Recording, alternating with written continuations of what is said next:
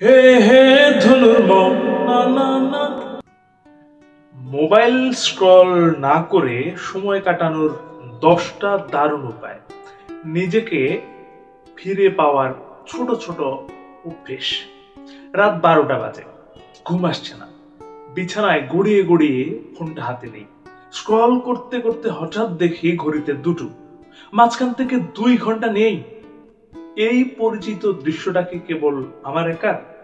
মোটেও না। আমরা সবাই স্ক্রলের জালে বাধা পড়েছি, অথচ একটু সচেতন হলেই এই সময়টা হতে পারত নিজের জন্য মূল্যবান। আসুন আজ থেকেই বদল আনি, নিজের সঙ্গে সময় কাটানো শুরু করি। স্ক্রল বাদ দিয়ে প্রতিদিনের রুটিনে ঢুকে যাক এই 10টি ছোট্ট ছোট্ট দারুণ অভ্যেস। 1. বই পড়ুন। প্রতিদিন অন্তত 2 পৃষ্ঠা পড়ার চেষ্টা করুন। বই এক সময় আপনাকে গ্রাস করে ফেলবে নিজের মতো করে। 2. জার্নাল লেখার অভ্যেস গড়ে তুলুন। দিন শেষে নিজের ভাবনা, ভালো লাগা না লাগা লিখে রাখুন। সময়ের সঙ্গে নিজের ভেতরের মানুষটাকে খুঁজে পাবেন। 3. মেডিটেশন করুন। প্রতিদিন 5 থেকে 10 মিনিট চোখ বন্ধ করে গভীর নিঃশ্বাস নিন। নিজের মনকে সময় দিন, ধীরে ধীরে দেখবেন চিন্তার কুয়াশা কেটে গেছে। 4. হাঁটুন বা দৌড়ান। প্রকৃতির সঙ্গে কিছু সময় থাকুন। হালকা হাঁটা হোক বা দৌড়ানো হোক, দুটোই শরীর আর মনের জন্য উপকারী। 5.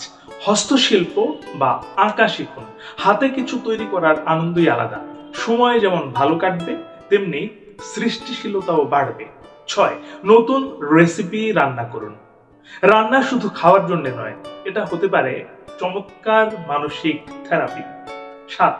পাজল বা দাবা খেলুন। মস্তিষ্কের ব্যায়াম প্রয়োজন।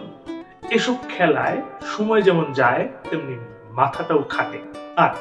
নিজের রুম বা ডেস্ক সাজান। পরিবেশ বদলালেও মন বদলায়। একটু রং, একটু গোছানো, এই ছোট বদল বড় স্বস্তি এনে দিতে পারে। 9. নতুন কিছু শিখুন।